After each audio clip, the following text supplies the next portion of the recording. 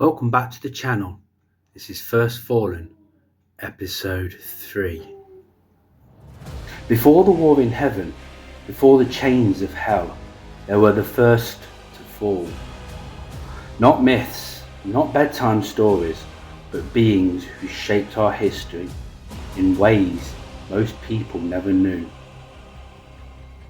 4 more: Beelzebub, Kokabil, Penemu, and Lilith.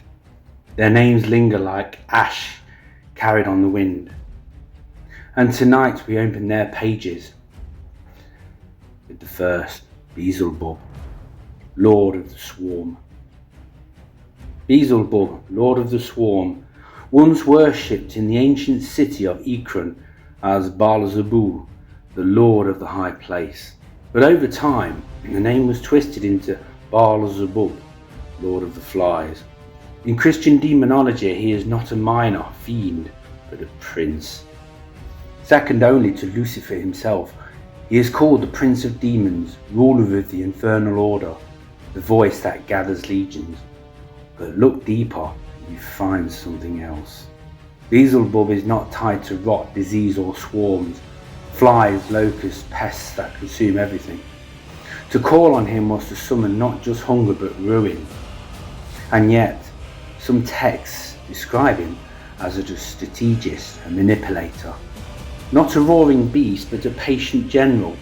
The devil who wins wars without raising a sword.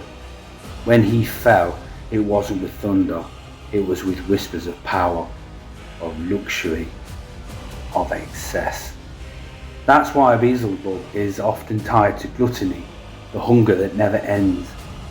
In the First Fallen, Beelzebub is the reminder that corruption isn't always loud. Sometimes it's quiet, and it eats you from the inside. Right now, our second one is Kokabil, the star outcast. Kokabil's name means Star of God. In the Book of Enoch, he is listed among the 200 watchers, angels sent to observe humanity. Kokabil went further. He taught humans the secrets of the heavens, the names of stars, their paths, their influences. Astrology, forbidden knowledge, was his gift, and for this, Kokabil fell. The stars, once seen as symbols of divine order, became tools of prediction and power. Kings sought the stars before battles, lovers before marriage, nations before war. Kokabil's teaching changed humanity forever. But with every secret comes a price. Knowledge that shines can also blind. And Kokabil's gift became a curse, leading to obsession, fear and false prophecy. In some traditions, Kokabil commands an army of tens of thousands of fallen spirits, each tied to a star, a reminder that even the sky can rebel. So in the First Fallen, Kokabil is the lesson that not all rebellion begins with fire. Some begin with light, a light too bright to look at. On to our next, Penemu, the whisperer of secrets. Not all angels fell with banners waving, some fell with ink-stained hands. Penemu is the lesser known, but his name means inside or sometimes the Penemu. In ancient texts, he is said to have taught humans how to write. At first glance that seemed harmless, but with writing came curses, contracts, the ability to bind a soul on paper. Writing meant knowledge could be passed beyond memory, beyond death. It meant words could outlast the speaker, and with that came deception, trickery, manipulation. Penemu's crimes was not violence, it was teaching humanity how to leave permanent marks, marks that carried lies as easily as truth.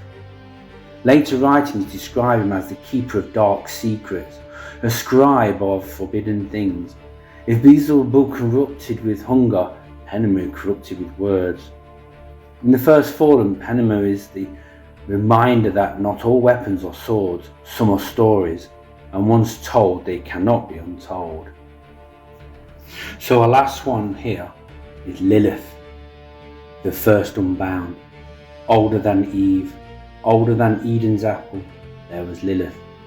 According to Jewish mysticism, she was Adam's first wife, but unlike Eve, she was not made from Adam's rib, she was made equal from the same clay. When Adam demanded her obedience, Lilith refused. She spoke the secret name of God and left Eden, not cast out, not banished. She walked away. This choice made her the archetype of rebellion. She became tied to storms, the night and the howling desert winds. She was called the screech owl in Isaiah. Later traditions claim she consorted with Samael, another fallen angel. Over centuries, Lilith became a figure of terror, blamed for crib deaths, for seduction, or for nightmares. But she was also reimagined as a symbol of independence, of refusing submission, even against paradise itself. In the first Fallen, Lilith is the unbound one, the first to say no, the first to claim her own exile. So Beelzebub, Kokabil, Penemu, Lilith, 4 names, 4 warnings. The hunger that devours, the light that blinds, the words that bind, the freedom that costs everything. Together they remind us that the first Fallen were not simply cast down, they chose, they taught, they whispered, they walked away. And for every halo there is a shadow, and in those shadows the first Fallen still whisper. And that brings us to the end of this episode of bringing you 4 new First Fallen. See the last episode, episode 4 of the First Fallen, coming up soon. In that we have our last candidates of the First Fallen. Thank you for watching, thank you for listening. If you like this sort of thing and this content, please give us a thumbs up, subscribe to us and share the content. Thank you very much. Bye.